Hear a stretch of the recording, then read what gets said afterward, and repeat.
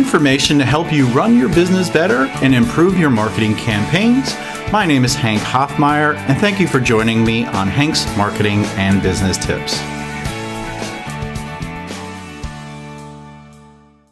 Hello, everyone. Thank you for joining us today. I have another exciting episode. I was speaking at Converge South, which is a conference in Winston-Salem, North Carolina, a couple months ago, and I met Brandon Hatcher there, who's with me today. He's with Social Remedy Marketing. He is the owner, and he did a talk, and basically the message I got from his discussion was just do it, almost like Nike. He was talking about creating content, mostly video. He said, don't worry about how you look, how you sound, finding time, just record video and post it. And I thought that that was a really awesome tip because that's something that I need to heed all the time, is creating content. So Brandon, thank you for joining us today. I appreciate you being on. I know that you're going to provide some great value to my audience. Awesome, man. I really appreciate you having me, Hank. Yeah, it's great. So tell me a little bit about Social Remedy Marketing and your background and why you became passionate about social media. Man, social media, I was always interested in it. I would say really 05 or maybe around 06 when YouTube was coming out. There were a couple of more famous people, I guess. I remember like Smosh and Ryan Higa and people like that. I would watch on YouTube, just doing silly videos around the house, you know, and watching people like that. And I was always interested in, you know, art to me, like martial arts, you know, photography, just drawing and painting, things like that. I saw, you know, social media as maybe a potential to kind of just, you know, use what I have created with art, possibly. At the time, I had no clue it was going to be, you know, as big as it is now. But watching people like that create and just making other people laugh and things like that, that was always interesting to me. I was probably about 7 or 8 years old when the internet was really becoming like a household type of item. But then 05, 06, 07, YouTube, Twitter, Facebook, when I saw that, it was like, okay, now I can post all the stuff that I like to share and the things that I like to do with art and things like that.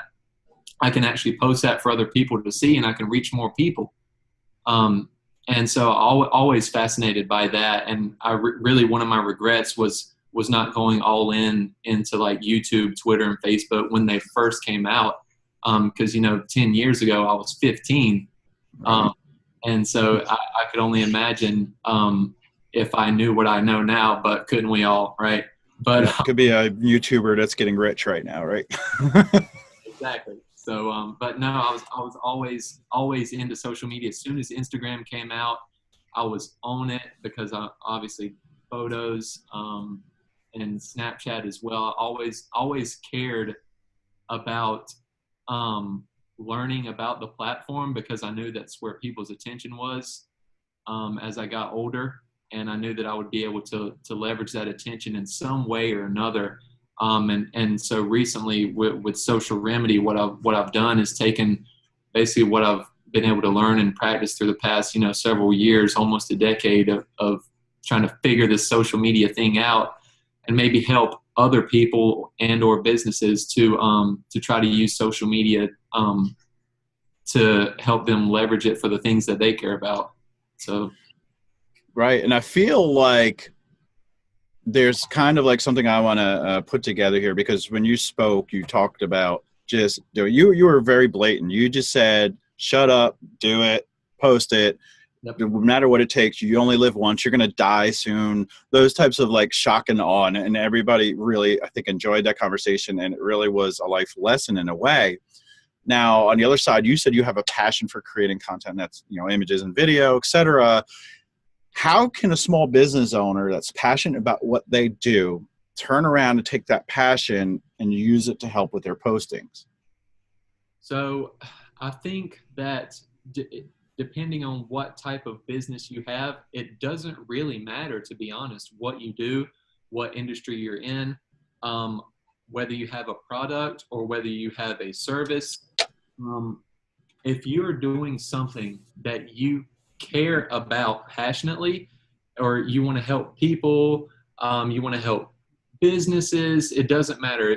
If you want to take your passion and use and reach more people, or take whatever it is that you know how to do and help more people with it, you really need to be leveraging social media.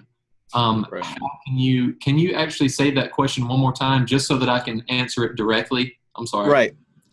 When it comes to a small business owner, they may get into business, right, because they're passionate about something, helping other people. Maybe it's a custom home builder. They're really passionate about creating quality homes with a lot of amenities that appeal to maybe, millennials or a certain type of a person, or maybe they're upscale homes, right? How can they take that passion and use that to create helpful, useful, and valuable content to be put on their social media channels? Got it.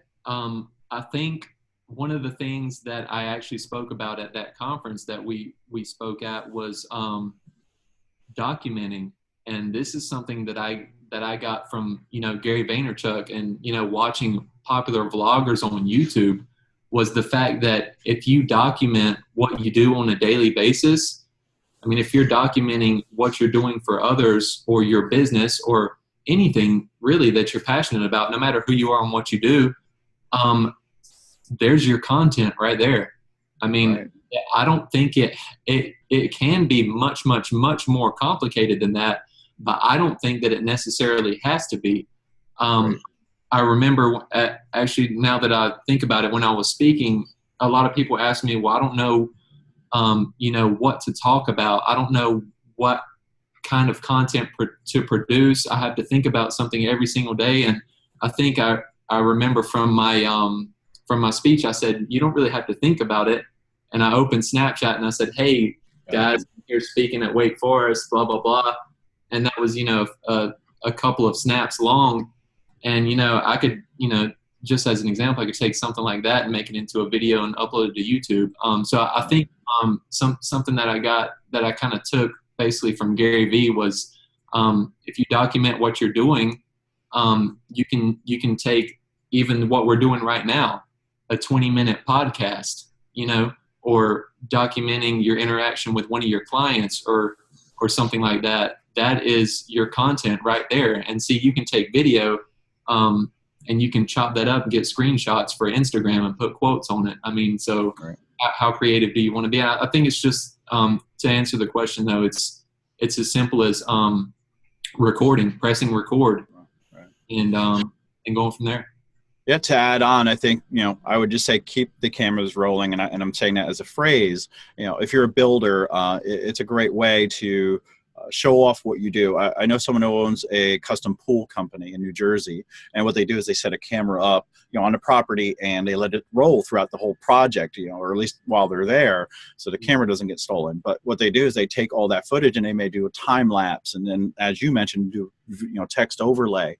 But you can never have too much content to work with. You could take snippets and cut to different areas of your video, or inject images as well to help, quote unquote, tell a story of what you do. And if that's building a quality home or a pool, that's what you're doing. We recently went to Spain, and I started taking a lot of 4K video with my iPhone 10, which I really love the quality of.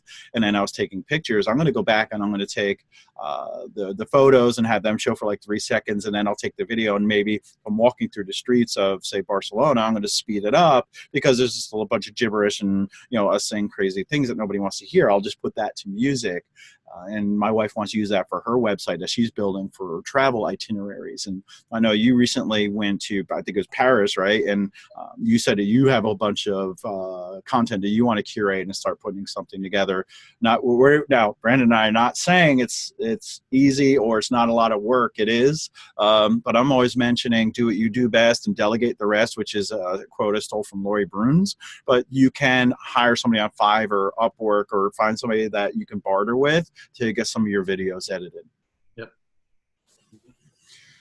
And you actually mentioned, Hank, that you can't have too much content. And I actually completely agree with that, because someone was asking me, well, is there such thing as putting out too much content? I think it depends. Like it's yes and no for me. I think that posting 10 times a day on Instagram is just too much. You know what I mean? Right.